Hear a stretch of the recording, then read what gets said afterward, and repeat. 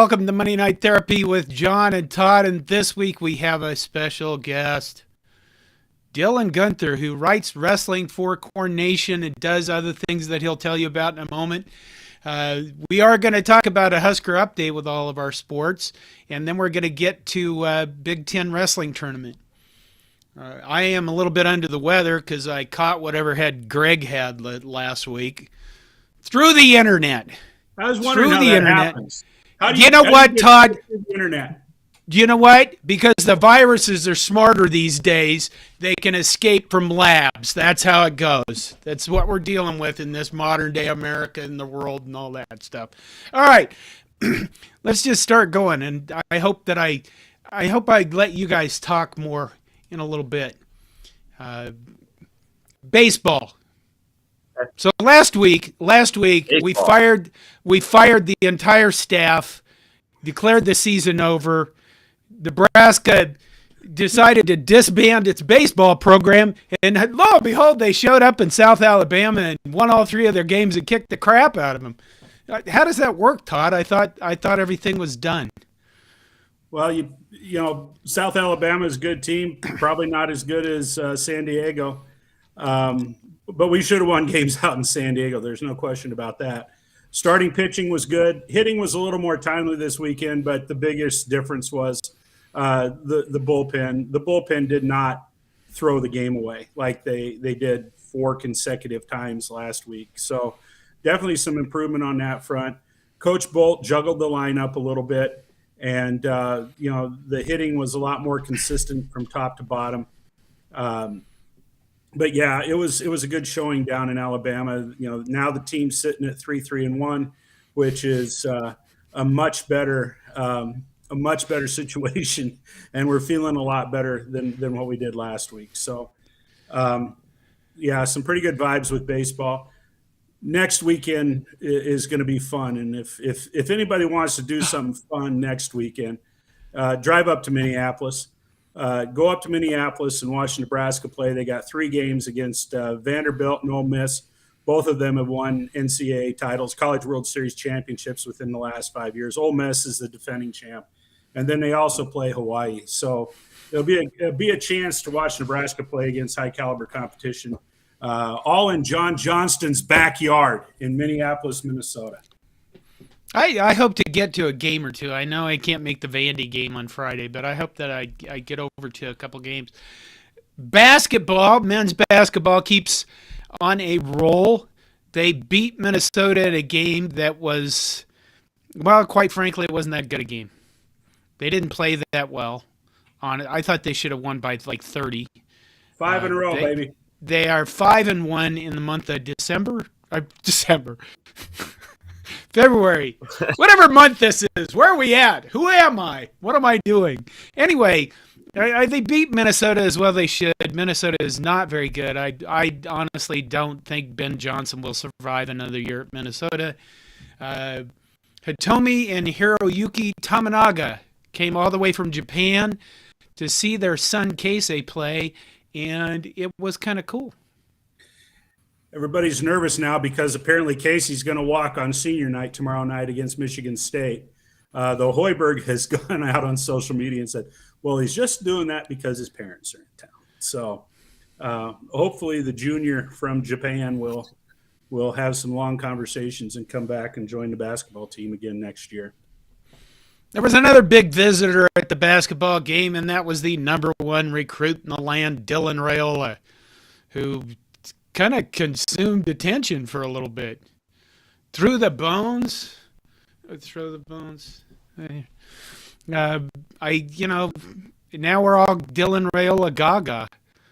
What do you, Dylan Guenther, what do you think of the Dylan Raiola thing? You pay attention to football?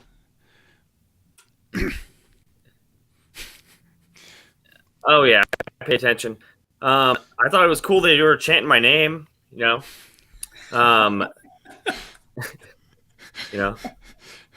That's what I figured that was. But I mean, like, I don't know, you get a chance to be, get the number 1 recruit, like that's pretty big. So hopefully, he had a good time, and I mean, it sounds like he did. So I mean, he he can go wherever he wants. So we'll find out. Todd, do you think he's coming to Nebraska? All the crystal ball people are saying that he is. So, it will be interesting to see. We kind of opened the can of worms last week talking about what kind of a season is it going to take to get him to be here for sure. He has not committed yet. He has to commit, then he would have to sign a letter of intent. But, everybody seems to think that he is he's got Nebraska at the top of his list, and that's where he's going to be coming. Now, keep in mind, this was an unofficial visit. He just came to town to visit his uncle. That is kind of cool. Yeah. That is kind of cool. When I asked you that, do you think he's going to come to Nebraska? I got butterflies in my stomach and started getting nauseous. Because is that because of Dylan Raiola or because of something you ate? No, because of the thought that we can have nice things, and then I'm just setting myself up for disappointment and heartbreak. I'm not ready to love again. Yeah, I'll believe it when he enrolls. Yeah, and then makes it on the field, and then throws a touchdown pass or something. Yeah. I think I'm going to be completely exhausted on the Dylan Raiola thing by the end of March. Because he is coming for a visit March 23rd. Then he'll commit March 24th. Then he'll decommit March 26th. And then it'll just be back to therapy. And my wife specifically said, let's try not to use up our hospital, our deductible, right away this year. Okay. We'll just move on. Softball, you have a softball update, Todd. Women's softball played down in Las Cruces, New Mexico this week. They had a good weekend. They turned it around from last weekend. Granted, they were not at that big, tough Clearwater tournament, but they did play number 4 ranked Oklahoma State and got slaughtered, unfortunately, in the first game. But then they came back and they won the next 4. So they finished the weekend 4-1. And one of the new pitchers on the staff, Sarah Harkness, transferred from Southern Illinois, and she was named co-Big Ten Pitcher of the Week. So, I think that bodes well for the Big Ten season. They've got another tournament. They're headed down to Arizona next week, for some more competition down there. But between her and Wallace, I think that there's 2 top-notch pitchers, and you got the Kinney gal from Cedar Rapids, Iowa, that will be the number 3. So I think that Coach Ravel's got to feel pretty good about going into the Big Ten season here in a couple of weeks. Do we have anything else for Husker updates besides wrestling? I don't know. No. That's all I got on my list. We're probably really shortchanging track and field. We are. Yeah. We are. They're Wait! Yeah. How could you forget? What? Volleyball? Oh, yeah. The cathedral of volleyball becomes Memorial Stadium? Right. Good. How did I not have that down? How did we forget that? It's Nebraska taking on Omaha, and then you got, Shadron State and Wayne State? Kearney. UNK Kearney. And another state school, whichever one. Yeah, won't that be something? How many people? That's what we need. That should be a coordination contest, is guess the attendance for that. 60,000. I'm thinking in the ballpark is 60,000. If they sell beer, 70. Like 50, yeah. I mean, because I think the thing is not so much that, people won't go see volleyball. I think people are just like, I remember what this one year was like, where they shut everything down. You couldn't go anywhere, and that was horrible. And this is an event down in the Haymarket at Memorial Stadium. People love to gather for that stuff. I mean, it's a social event. It's a fun time. You're right. It is a social, but a lot of people are going to want to say they were there. And that's true. Then they say they're going to end the night with a concert.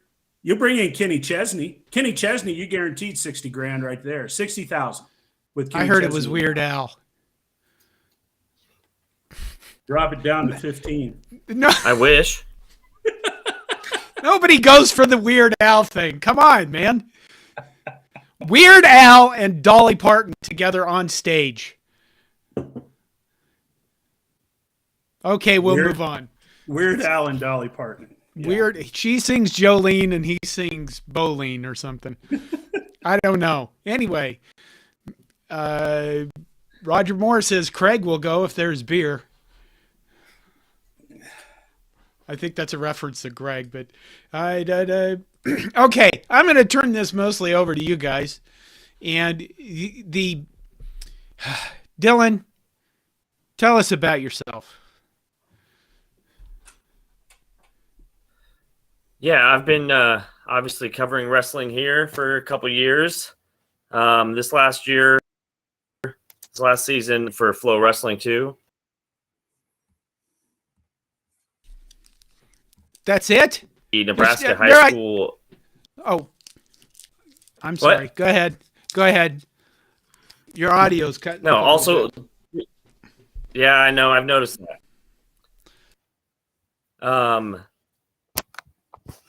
Yeah, I've been doing high school rankings for Flow Wrestling too. So I'm learning a lot of the kids in state.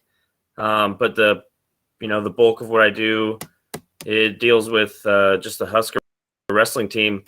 I've actually talked to Coach Manning, a bunch of times this year. Some of the wrestlers. I interviewed Jordan Burroughs.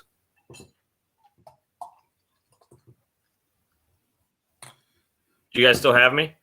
Yep, we got you. Yeah, you're still here. But I'll tell you what, Dylan, you're Okay. being far too modest. And I'm not saying this just because we've got him here tonight, but I've been involved in the sport of wrestling for 60 plus years and pay attention to a lot of the publications. Flow Wrestling is one of the premier wrestling media sources, in the country. And they've got an incredible website.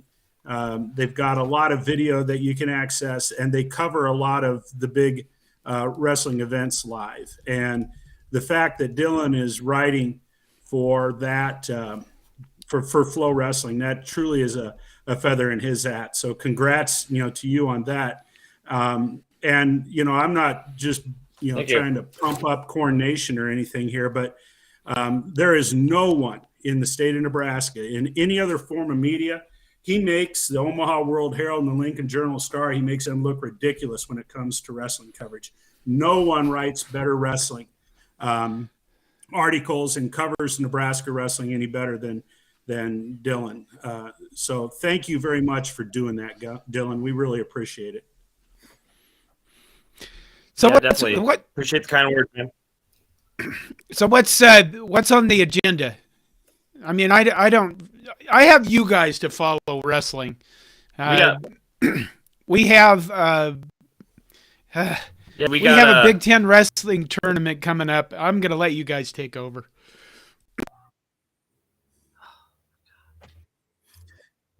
Yeah, the Big Ten wrestling tournament starts this weekend up in Ann Arbor, Michigan.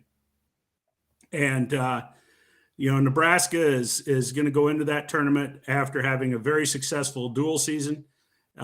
Wrestled really well at the beginning of the year out at the Cliff Keen tournament. So, Dylan, talk to us about what your expectations are, for Nebraska at the Big Ten tournament. Just kind of give us a little bit of an overview, and then we'll keep an eye on the clock here a little bit, but let's then go through the weight classes and talk about the individual Nebraska wrestlers. But go ahead and just kind of give us a big picture perspective. Okay. Overall this season, Nebraska's kind of overperformed. They've got a number of dudes ranked really high going into this postseason. I mean, in these brackets, if you're a first or second seed, you get by, and we got 3 2s and a 1 seed. So we got a lot of guys making a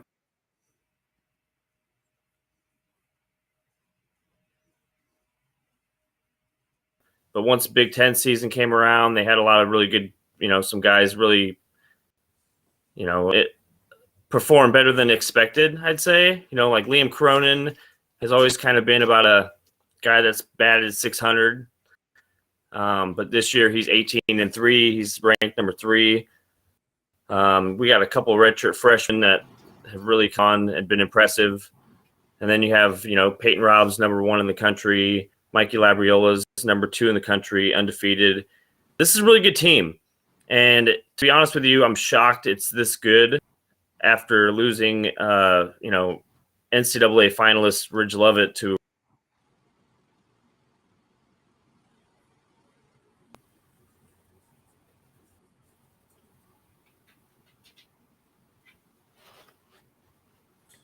Yeah, You guys Dylan, got you me cut still? out there just a second. Ridge Lovett is redshirting this year, and then we didn't hear what else you had to say after that. Oh, that was So- about it. Yeah, with him redshirting, I didn't expect him to be this good. They're honestly in the hunt for a team trophy at NCAA's, and going into Big Tens, I could see him getting second place. But it's weird. Sometimes a team's better in a dual format, and sometimes they're better in a tournament. Nebraska is more of a tournament team. They got a couple, handful of guys that are real top tier. Iowa is kind of close to that, but they're more of a dual team. So I think Nebraska actually has a chance to edge out Iowa for second. I mean, obviously Penn State's number 1. They're heavy favorites, but Nebraska, dude, they got a lot of guys that are probably going to make the finals. Yeah, let's talk just a little bit about the Nebraska wrestlers, going into this, and one of the things that you mentioned, and I'll come back to it in here just a second, but the pre-seeds are out, and I think Nebraska sits really well in the pre-seeds, and when you mentioned that you think they got a shot to get second, I looked real close at where the Nebraska wrestlers were set in the brackets and where the Iowa wrestlers were set in the brackets. And, there are some critical weight classes there where I think Nebraska kind of has the upper hand if the wrestlers wrestle to form. If you wrestle to scratch and do what you're supposed to do. Right. A week ago, I would have said it's going to be Penn State easy, and I'm not changing that. But I think it's going to be a lot tighter between Nebraska and Iowa now when I've looked at the seeds than what I originally thought. Let's talk a little bit about Liam Cronin. I'm just going to say this. I really wondered whatever happened to the Liam Cronin that I saw wrestle at Indiana. And it's taken a while to find his groove here at Nebraska. But in my opinion, he is the biggest surprise and the most improved wrestler on the team this year.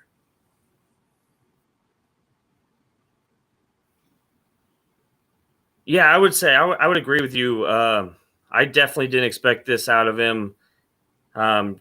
Big Ten play, he's beaten a bunch of top dudes. His only loss on the year is to, Spencer Lee. He got pinned, but Spencer Lee pins everybody. I got a chance to talk with him, and it was just like he said it was like a mental shift in his mind about, he missed a year with injury. So he found out, that what it's like to have to sit out. So he told me that he just is going out there and he's like wrestling hard and enjoying the moment and trying to just soak it all in. And dude, he looks like he's wrestling carefree. Like he's good. He's a tough out. He's incredibly tough to take down. It just amazes me how strong his defense is.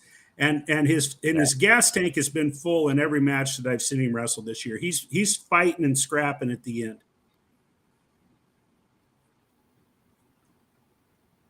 Definitely. Yeah, I'm really excited. He's got a big semifinal match against the Purdue guy, Matt Ramos. They didn't meet in the duel because Liam Cronin didn't wrestle. But that's kind of like one of the, that's one of the more anticipated matches, I'd say, of the weekend. Yeah, I would say you're right. 133, probably the weakest weight class, one of the 2 weak weight classes that Nebraska has in their lineup, quite honestly. And it looks like they've seeded Kyle Berwick. Boo Dryden's wrestled the last couple of duels, but talk to us a little bit about what you see at 133. I mean, they've struggled all year. They've had 3 guys essentially, in duels this year at that weight. Berwick's the guy they're going with. Yeah, I think he's only like 1-5 in Big Ten duels. I don't know. It'll be tough. Big Ten's really tough at this weight. Berwick's going to have to scrap and get an upset or two just to get, a qualifying spot to the NCAAs. So, like you said, this is one of the weaker for Nebraska. It's just, it is what it is. They don't have anybody that can, go with the rest of the field, really. Right.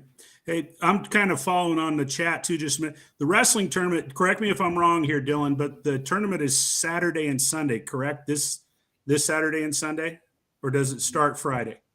Yeah, Saturday and Sunday. Starts Saturday in the morning, I think like 10 a.m. Yeah. And Big Ten is covering the wrestling tournament. I don't know exactly how much that they're covering it, but I do know that there will be quite a bit of coverage on BTN. So they were talking about the quad screens. So in the early rounds, they'll be showing 4 matches at a time. So you'll get to see the Nebraska guys out on the mats. Right. 141. Brock Hardy had a good start to the season out in Las Vegas, surprised some people out there, and Right. He has basically sustained a high level of wrestling the entire season. Now he's going to be. It looks like he's going to be seeded 3rd in the tournament. So let's talk a little bit about Brock Hardy. Yeah, Brock Hardy's a guy that he's he took a 2-year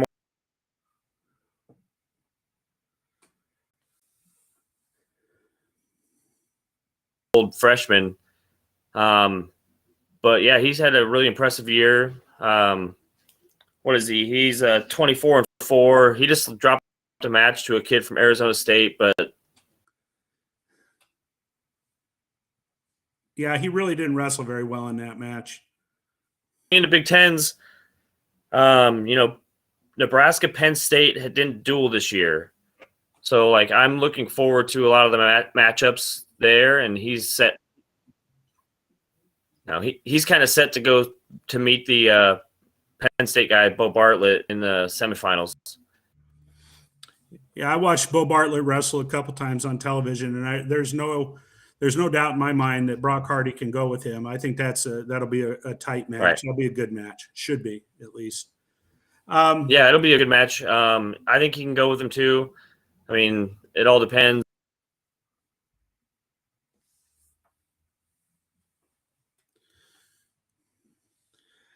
$149. It was a pretty close match. It was a 6-4. Yeah. Yeah, Dylan, we're still having some problems with your audio a little bit, but we'll try to get caught up here. 149 pounds is Dane Morton. And, from my perspective, it seems like this kid should win more matches than what he wins. When you watch him wrestle, he did have a huge upset early in the season. He knocked off Michael Blockus from Minnesota, beat him at the buzzer. But talk to us a little bit about Dane Morton at 149. Yeah, he wrestles tough. He's a Division II transfer. He came in this summer. So, he's had a tough go, transitioning into the Big Ten, but he not been dominated.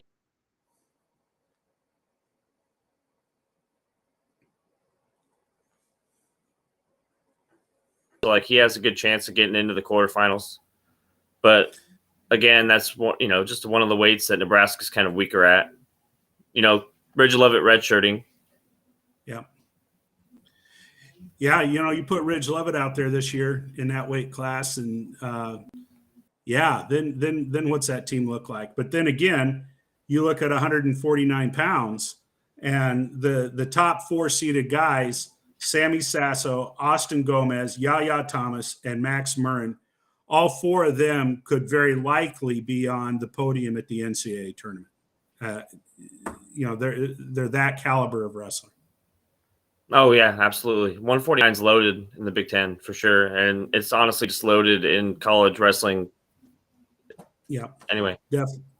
Okay, 157. Peyton Robb, number 1 ranked. Peyton Robb, undefeated. Peyton Robb.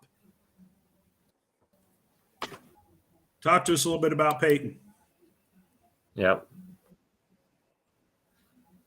Well, he's always been really good, but he's always kind of taken some weird losses here and there. But this kind of turned it up. He's on a different level, and he honestly looks like the number 1 guy in the country. And he should honestly win a Big Ten title this weekend, and he should be favored to win this year too. He's that good. Only thing that's concerning to me about the Big Ten tournament, and we'll take a look at that before the NCAAs, but he has not wrestled the number 2 seed Levi Haynes, and he has not wrestled the number 3 seed Kendall Coleman. Or did he wrestle Coleman out in Vegas? Right. Yeah. So, Peyton Robb, number 1 seed. Hopefully he can live up to that this weekend. 165.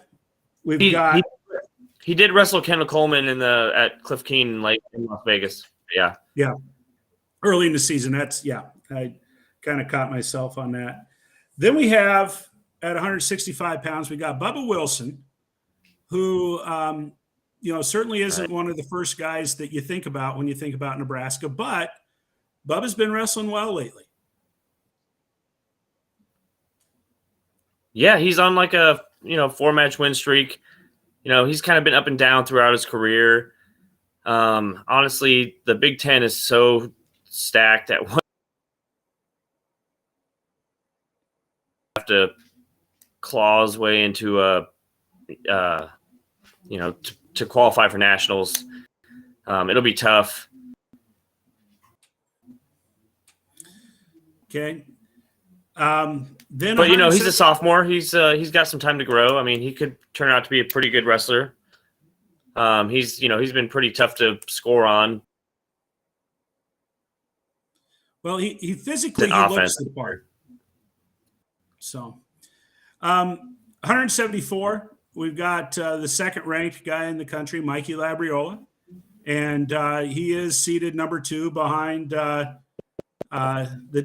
two-time defending national champion, Carter Starachi. Talk to us about Mikey. Yeah, Mikey, I kind of figured would be the leader coming in this year. He's the most veteran guy, senior, 3-time All-American. He's got all the accolades. He's got over 114 wins now in his career. The dude's a stud, and his defense is wild. He has one of the best leg passes you'll ever see. But like you said, he's got to get past the 2-time champ when he gets to the finals. So I think that's honestly the number 1 anticipated match of the whole Big Tens is Labriola, Starachi in the final, 2 undefeated. It'll be good. Yeah, I would say you're right. Certainly the feature match. Okay, 184. I've said this for the last few weeks here with Reg Lovett redshirting. He can't be my favorite Husker wrestler because he's redshirting. So my favorite Husker wrestler this year at 184 pounds, Lenny Pinto from Pennsylvania. I tell you what, don't blink when he's out on the match because you might miss something big. Tell us about Lenny. Oh, man, he's wild. He's a young kid. He was one of the top recruits coming out, but then he got hurt at a Who's Number 1 event. He missed his whole senior year. Sounds like his knee kind of got misdiagnosed, and then they had to have surgery, whatever. He missed his freshman year last year when he was redshirting, so he hadn't seen the mat in 2 years. And He kind of had some weird losses early in the year. He got pinned 3 times in Vegas after, making it to the semis. But he is so much fun to watch. He's very powerful. He always goes with a big move.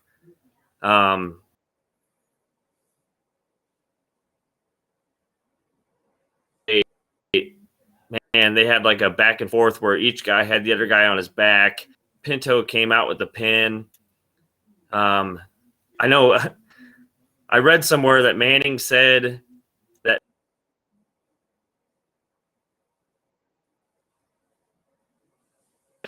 and I thought that was great, but he's young.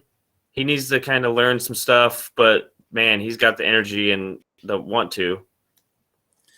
Hey, Dylan, you froze up when you were saying what Manning said about Lenny Pinto. Can you repeat that for us?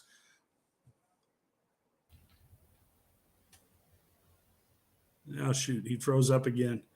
I'm going to have you two on a podcast. I think we'll do this without actually doing it live, so the audio isn't that bad a concern. Yeah, he said he was greener than Kentucky prairie grass. That's what he said. Yep. I was there. Now, greener than a Kentucky prairie grass. Yeah, he said that before. I saw that at one of the booster things. Hey, John. Yeah, I'm sorry about that, guys. I don't know what to do about it. John, save that comment, their question from Joel Tilson. We'll come back to that. I have a number of them. Okay. Working our way up. Nobody at the beginning of the year would have thought that Silas Alred would be the number 2 seeded guy at 197 pounds. Not when you had the returning finalists from the NCAA tournament, Max Dean and Jacob Warner, returning. So tell us about this guy named Silas Alred, other than the fact he's got a great mustache. I am going to have you guys back for a podcast. Man. Dylan? Yeah. Dylan, do you want to try this tomorrow night with a connection issues are? I'm sorry. Do you want to try this tomorrow night with a podcast? And we'll see if we can make that go instead of doing a live show. Yeah, that's fine. I'm sorry about that, guys. I don't know what. That's all right. We'll figure it out. I'm going to drop you off, and we'll continue. We'll try to put out a video. What we'll do is we'll record it like a podcast, so it's not live. The live requires a lot more high-tech stuff for bandwidth and streaming. Right. We'll try that. All right. We'll let you go now, and then we'll go on. We'll see if we can put something out before the tournament for people that want to know about wrestling. We'll still do video. We'll still put it on YouTube, but it'll still be a podcast. And we'll make Greg work harder. Yeah. Is that all right? Yeah, that's fine with me, dude. Yeah, sorry about that. It is what it is. I don't know. Yeah. We'll figure it out. All right. Thanks for joining us. Take care. We will talk to you soon. Yeah. Later, guys. All right. Well, I'll tell you what, let me just finish up just real quick on that. Silas Alred is seeded number 2, and he is a sophomore from Indiana, and he has wrestled incredibly well all season and wrestled tight matches against high-ranked guys and has won a number of good matches against some quality opponents. And then the other probably weak weight for Nebraska this year has been at 285 at heavyweight. And in fact, Austin Emerson has the 14th seed, the lowest seed, in the bracket. And he is a 197 pounder trying to wrestle 285. That's his biggest shortcoming, is that he's just not got the size, isn't carrying the weight as a lot of those other guys. So, it's unfortunate that Dylan, we had the audio problems there because as I've said before, nobody covers Nebraska wrestling anywhere close to as well as Dylan Guenther does. So, okay, there are a number of questions, Todd, that I pinned. Well, let's fire away at questions then. Okay, I do want to tell Linda, no, this is not a low-calorie beverage. I'm actually out in Los Osos, California, and I am trying to I'm trying to sample the local fare. And so tonight I am drinking a Barrel House Stout from Barrel House Brewing in Paso Robles, California. Now, I did have a BLT sandwich for dinner tonight, Oh, God. and I only ate half of it, and I brought the other half home. But my wife likes seafood. I can't stand seafood. But on this part of our little trip, I am deferring to my wife. So I eat whatever is on the menu that doesn't swim. You don't like seafood? No, Wow. no. I know. I know. I'm missing Was there- out. Linda asks, Todd just wanted to check in and see if there was any significant weight loss this week.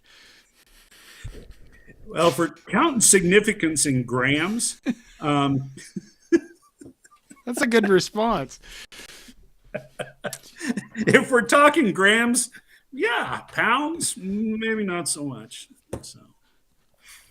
Well, Linda had asked Dylan, she had asked Dylan, which we can bring this up. Dylan, is the picture on page 8 and 9 of the January Hail Varsity a legal hold? And then she followed it up with, the picture would appear that Mikey Labriola is being held by a portion of his body that would be off limits. So is that a legal hold, Todd? Well, I looked at the January edition of Hail Varsity. I actually remember Mikey Labriola's picture in there, but I do not. I can't visualize what Linda is talking about.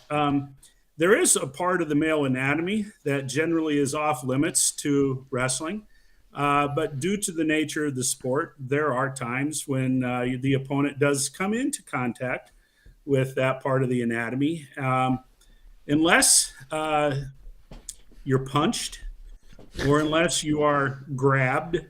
No, it would not be illegal. Okay. Okay.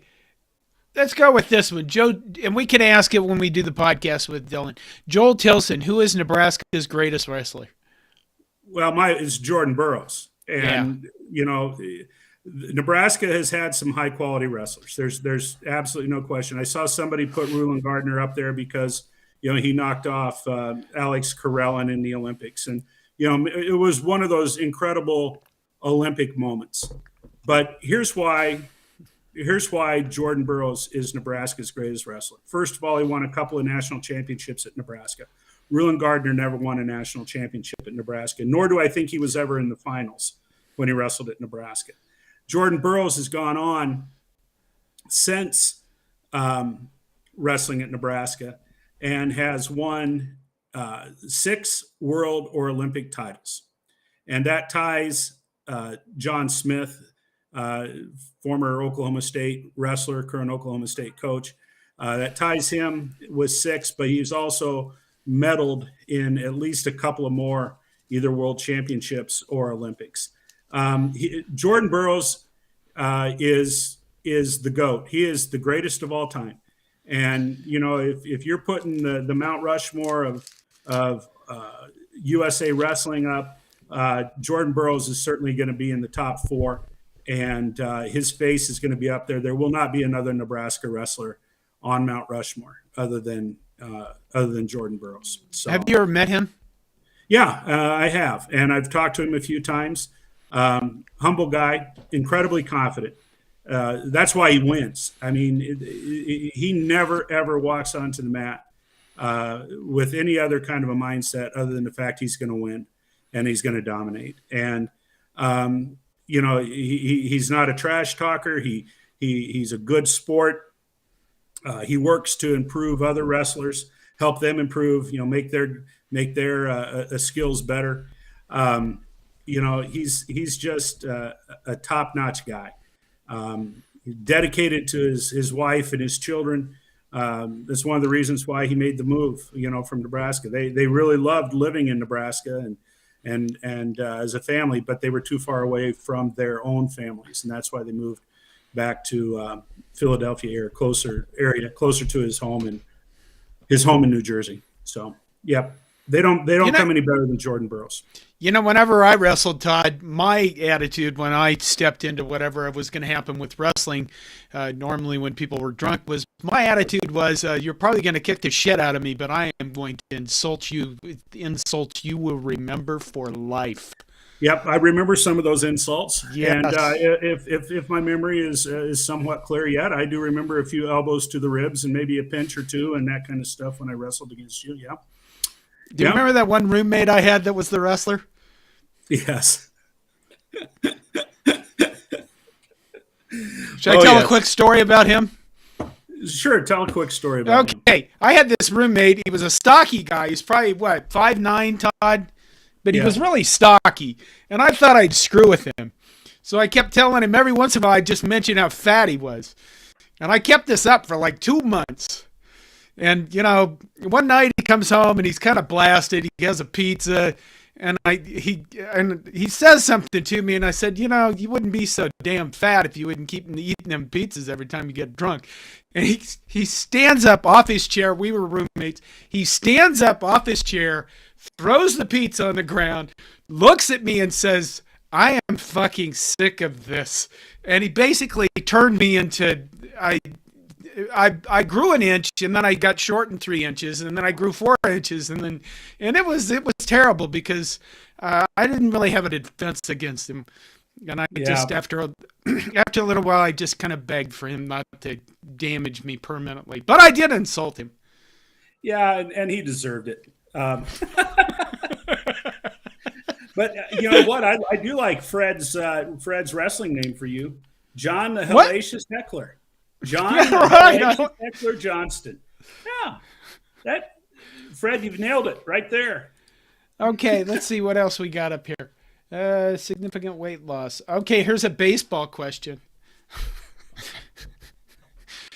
Linda Wilkins says, is the 4.5-inch reduction on the distance between the bases really going to cut down on injuries? I assume that's baseball.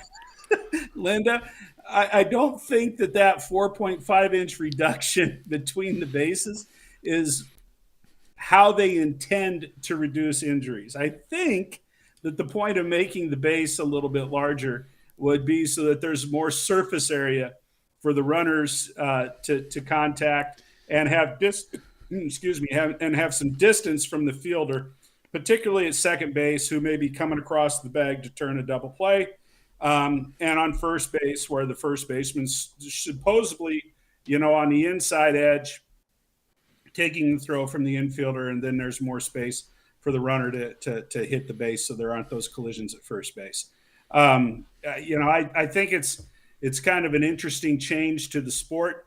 I'm an old school guy, and I still have a hard time understanding why. You do see it in Nebraska, but again, I was in Iowa for years and years and years, and they brought the sissy base in to play in Iowa in high school. Well, they put it in the little leagues first, and then it came up to high school, where they called it the safety base at first base. And in essence, you had two bases. You had the white traditional base that was from the baseline in, and then you had the orange safety base, which was on the outside of the baseline. And so if the fielder was standing in bounds, then the runner had to touch the orange base. And if you didn't touch the orange base, then you were out. So, maybe that safety base might have been an appropriate move at the college level. I don't know. I don't know if it's going to change a whole lot. I'm sure that Major League Baseball and somebody has tested it, and they've got some data behind that says there'll be fewer injuries with the bigger bases. Joel Tilson asks, will Memorial Stadium be revamped with a retractable roof? Well, not for the volleyball game. I mean, their plan B for the volleyball game is in case of rain, they'll move it inside. They anticipate, this is August. There's a very strong likelihood that the temps will be 90 degrees. Now, Nebraska is going to play the second game, so it won't be in the heat of the day. UNK and whoever they're playing, they're going to play the early game. But it's going to be hot out there, and they're going to have probably 5 times as many of those little girls that they put in the black shorts and the red T-shirts with towels. I mean, they're going to have enough of them so that between every point they get down on their hands and knees and they push towels across the surface of the court, to get the sweat off the court, because it's going to be wet. It's going to be soaked out there with the sweat from those bodies. Okay, Linda, with all the questions tonight, Linda Wilkins says, thoughts on the NCAA cracking down on nil in Florida? Is this just the beginning? Todd, do you have any thoughts on that? Did they crack down on it, or did Florida's legislature change their nil so that they didn't have as many restrictions, and it was so that they weren't at a disadvantage to schools in other states? That's what I thought happened, but maybe I didn't read it close enough. I think that is what happened.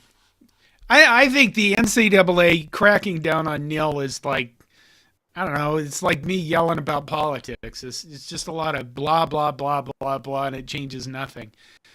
I've said this before and I'll say it again. They had years to figure this out, and they decided to just litigate it to death. And then when they lost the litigation, they had nothing. It's the most idiotic. Well, it's bureaucracy. Great. Well, the NCAA is going to hire a new president.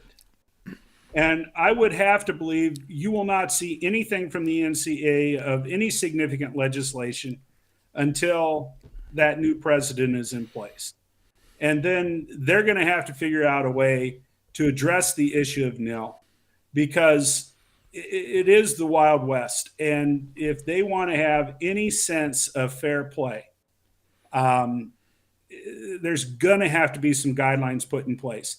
And the NCAA, they're the organization that sanctions all the sports. So it becomes their responsibility to figure it out. Yeah, but they don't have any power. Okay, let me ask you this. They have power, John. They can't subpoena anybody. They can kick your ass out. Do you think so? Yeah. I think whatever they do, you get lawyers against lawyers. Well, at some point, doesn't the NCAA have to stand up and say we're the authority?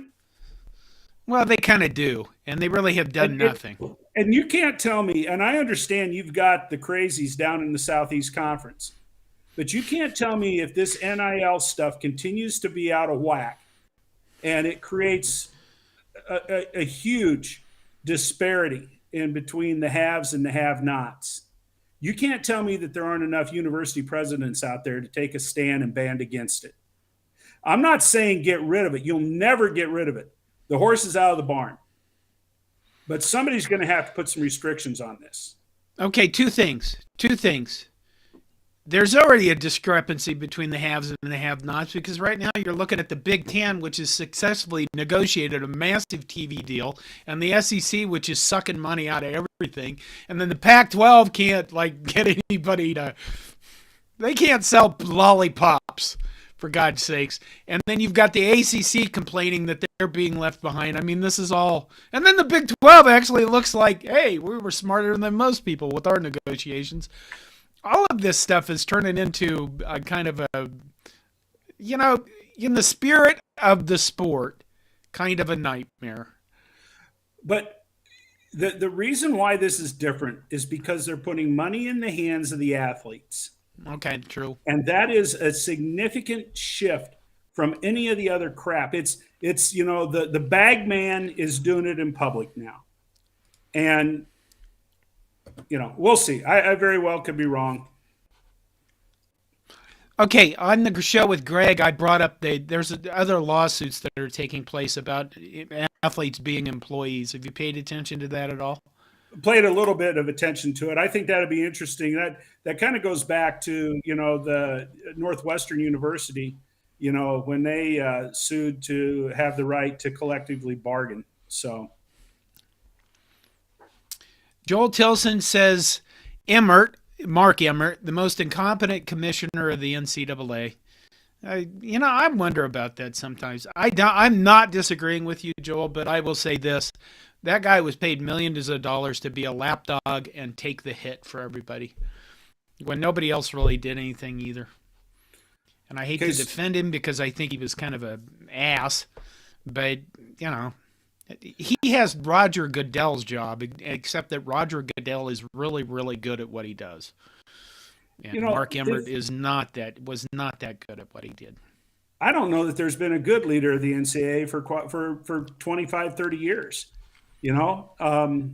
If leadership should have done a heck of a lot better job kind of centralizing its authority, so that when they did investigations of actual violations, they didn't string out for 5 and 10 years, and so that there was some consistent enforcement of consequences for that. And you can take that back to SMU when they shut down their football program. Way back even then, the NCAA, people want to say back then it was an abuse of power. Well, NCAA had power back then, and somebody should have been bright enough to figure out how to use that power for good instead of evil. Todd, quick question. Quick. Who was the last president that played football? The last U.S. president to play football? Yes, that would be our president. Gerald Ford, probably. Was it? Well, Richard Nixon played in high school, but he was before Ford. Right. I don't know. Gerald Ford. Probably is. Yeah. Okay. Well, I told you this before the show started, I have been spending most of my time reading newspapers throughout history, from like the 1890s and the 1920s and whatever. And, I'm struck by the NCAA's history in which there were presidents involved. Like Teddy Roosevelt saved the game. That's the big thing back in 1905, right? Woodrow Wilson was involved before the 1900s. Gerald Ford, as you mentioned, Ike, Dwight Eisenhower. Some of these people. And you look at Gerald Ford as the last president to play football. Was there any other president that played sports at all? I mean, Obama played basketball. I don't know. Play at the NCAA level? I don't know. I don't think so. I don't. George W. Bush. No, George Herbert Walker Bush was a first baseman at Yale. We're talking about guys that didn't. We're talking about guys now decades ago. I hate to make us sound old, but decades. It's no wonder nobody gives a shit about getting involved in this stuff from the federal government's level. Well, wait, Ron DeSantis played baseball at Harvard, I'm told. Well, there you go. Everybody needs to vote for him.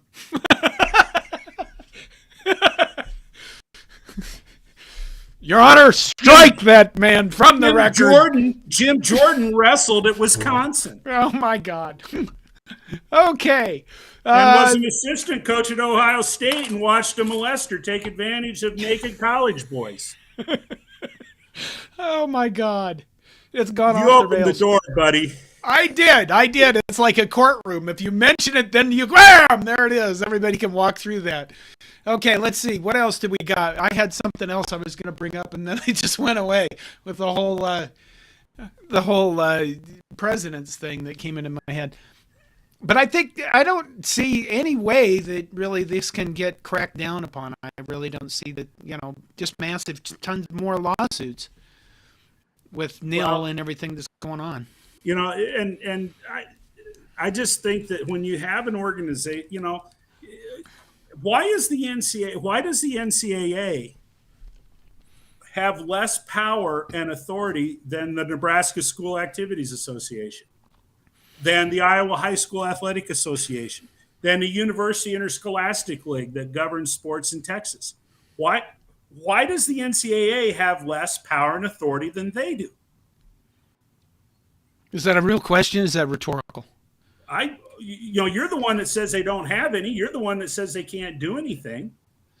Well, I guess I would think it's because they don't have any enforcement staff. They don't have any staff that's capable of doing investigations. I honestly, when I look at the NCAA, all I see is a money laundering organization anymore. Maybe it's Well, because they made themselves that way. I don't know. and Lin- perhaps there in itself is the problem. You equate NCAA, the NCAA, to USA Gymnastics, which yeah. was all about generating revenue to pay the people that were affiliated with USA Gymnastics. And the hell with investigation, the hell with oversight.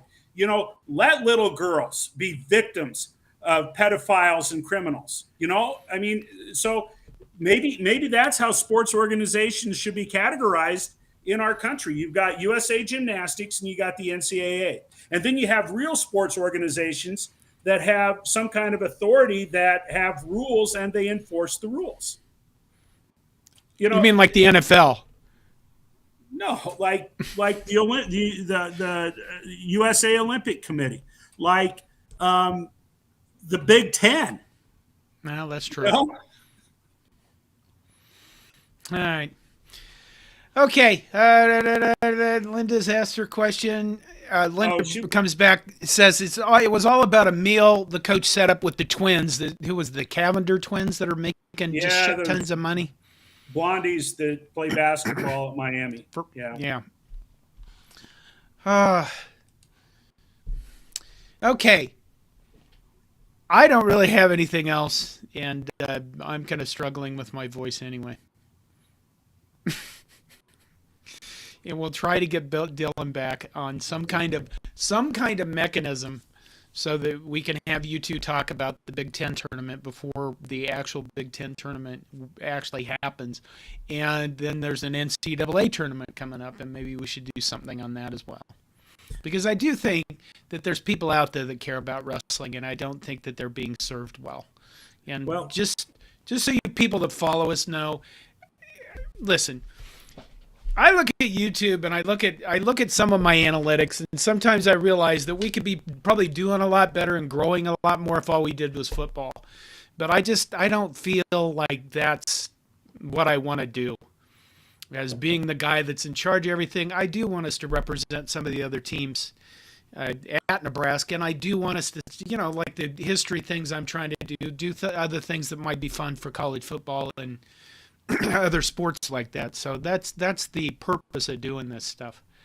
Oh my God, that exhausted me.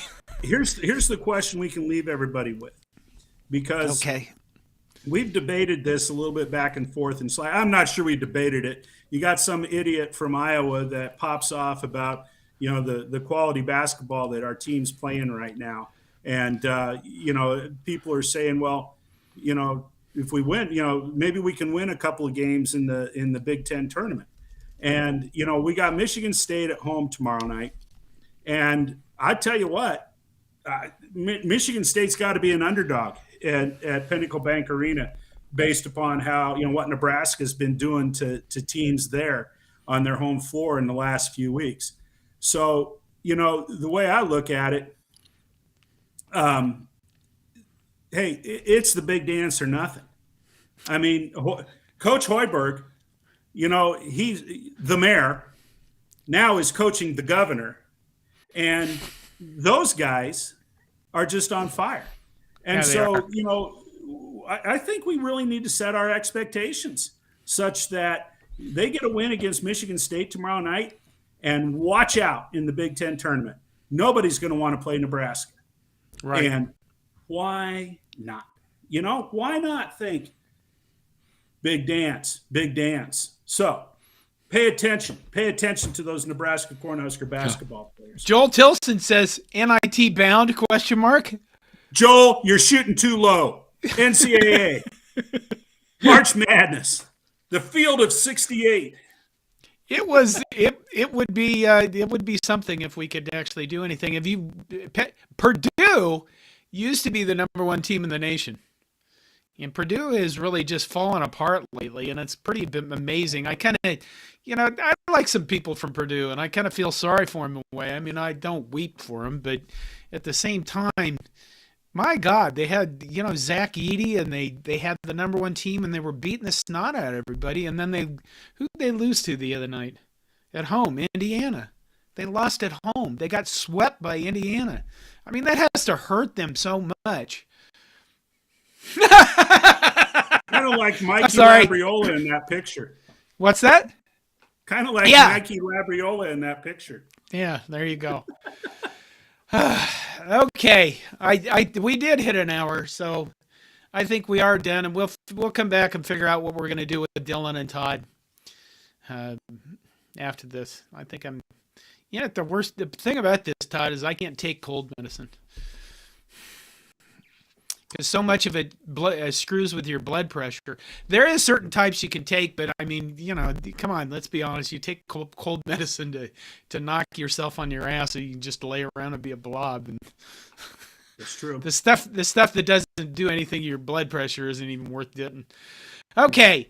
Thank you, Joel. Great show, guys. Joel says, I don't know. We pulled it out there at the end. Maybe we'll figure out. I just trying to get better with this stuff all the time. So we'll see what happens in the future. I think that's all I got tonight. Good night, Todd. Have a good time in California. Yep. Well, John, good night to you, and take care of yourself and get better. Chicken noodle soup. Okay.